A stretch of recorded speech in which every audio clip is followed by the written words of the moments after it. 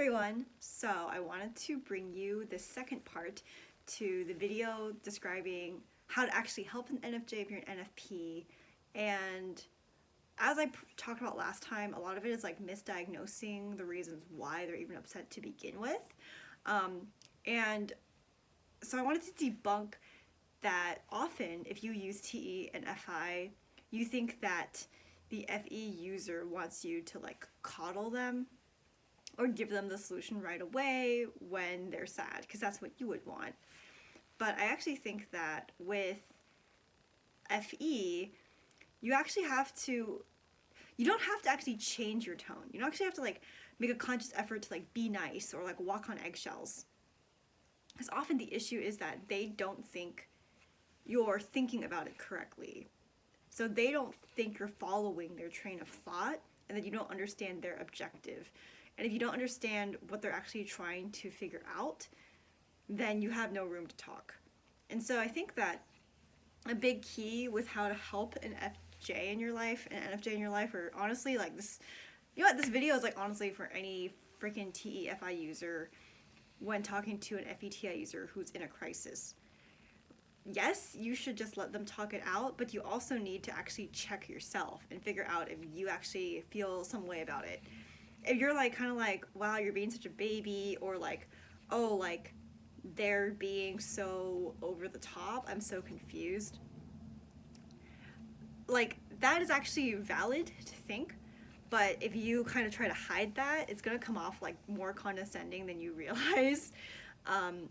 And often it's like you aren't thinking in the same way as they are.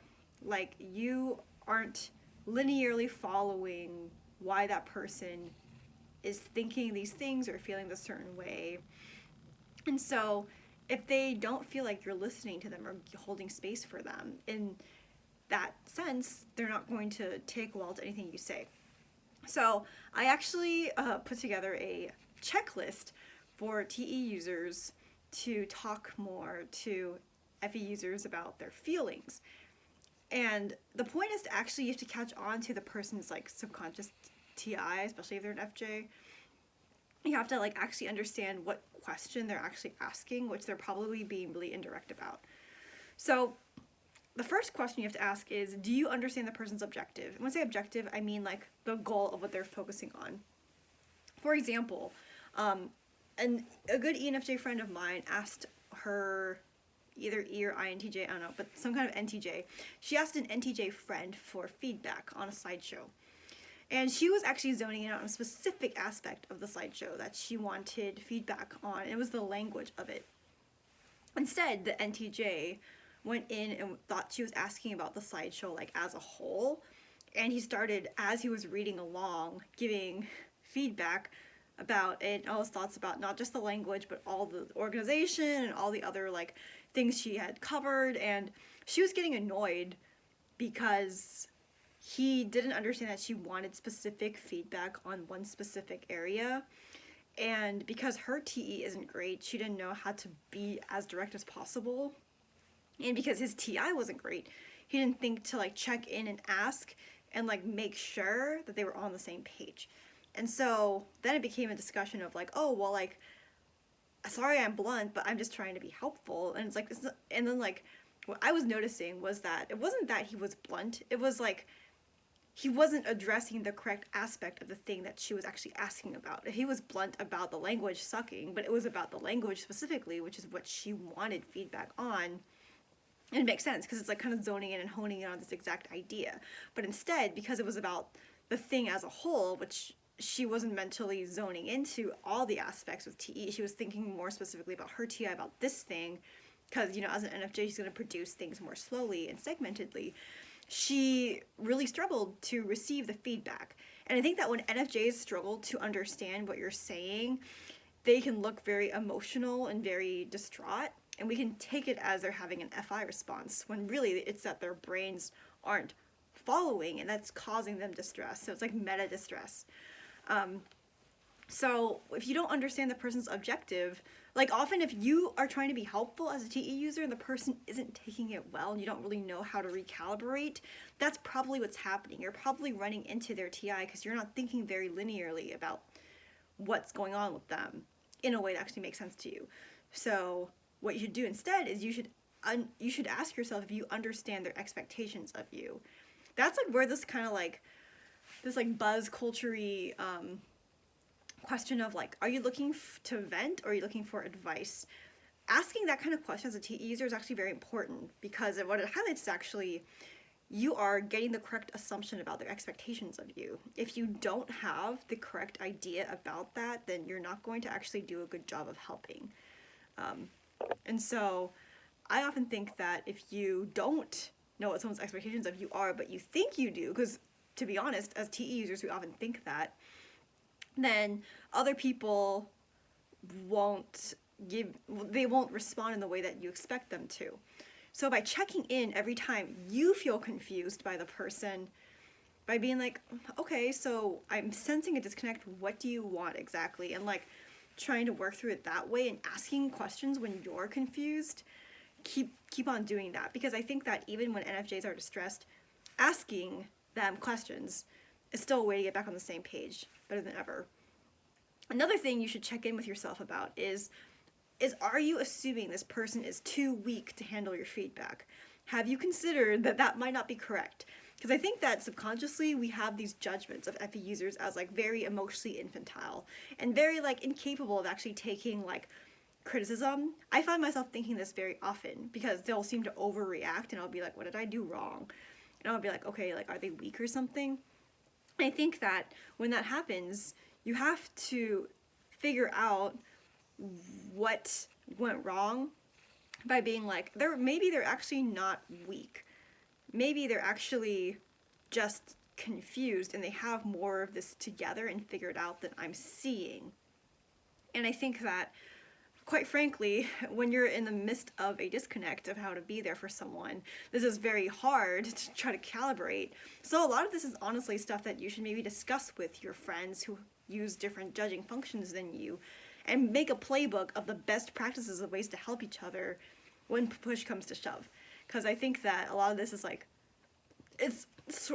like what I'm saying is supposed to be like reactionary, but like it's better to just take preventative measures of learning each other's language. And so I think that the biggest thing that we don't understand is when the person feels that you have considered the way they're thinking, which is their TI. If you can be like, oh, like, so you think that this is true, or that if we volunteer another possibility after we've acknowledged that TI aspect and considered their thinking, we'll be naturally softer and they'll be less sensitive. So, like, you have to really know, like, how this person tends to think about the world and, like, what their sorts of hang-ups are, so that when they're actually confused and in the midst of something that you don't understand, you'll have an ability to interact with them. Because the point is to actually interact and rumble with the conflict. It's not to actually solve it. It's not to be like, oh, just do this, or, oh, just remember this. They need to connect it to a bigger picture. So unless you're prepared to have like almost a philosophical discussion about the issue at hand, yeah, it's not going to work otherwise. I think also a big question you should ask is, do you feel considered by me right now? And the person usually will be able, it'll be very clear if they don't feel considered by you, and then you'll be like, oh shoot, like if you don't feel considered by me, what is a way that I can make you feel seen right now? And okay, even if this doesn't seem to make them happier, I think it's very important to give off the sort of messaging that like you want to be able to help them, but you're feeling stuck on how, because it's better than pretending like you know how, because then they'll believe you, but they'll continue to feel like really impacted by you. And I think that like a big thing is like asking them like, have you considered this when you're trying to be hyperlogical and use TE to help them with their FI, because like ultimately they are thinking about something probably completely different than what you are. Yeah, I don't know if any of this actually made sense, but a lot of the issues between FE users and FI users when they conflict is fundamental attribution error. We are living in completely different realities, so that when we actually have conflict with each other, we don't actually see eye to eye, because we will project that they're thinking about something that they're not, and like they'll project we understand them when maybe we don't. And so I think that you have to be prepared, again, like to have conversations about what kinds of things tend to make us upset and why, become very philosophical about it. Like very like, this is how I am. You should be thinking about the way in which you handle conflict as a whole, like objective all the time. And I think that that will like help like stave off resentment in the long run and such. So yeah, like I like I think like it took me forever to like figure out how to actually like help FE users, and I'm realizing as I'm saying it that it might not immediately register to a lot of people, so I'm probably going to bring in more FE users in conversation in the future, and maybe some NTJs as well. But I do get the question in my coaching and such the most of how do I interact better with this loved one, and a lot of it is just like judging function clashes. Like I don't have a lot of like NFPs asking me about NTJs and vice versa as much as like FE and FI conflicting. And I feel like I'm still not doing a great job of explaining it, but I have faith that I at least hopefully planted some seeds. So if you liked this video, feel free to comment below and like let me know your thoughts or your experiences, and I'll try to make more videos that acknowledge some of these aspects. So yeah, have a good day.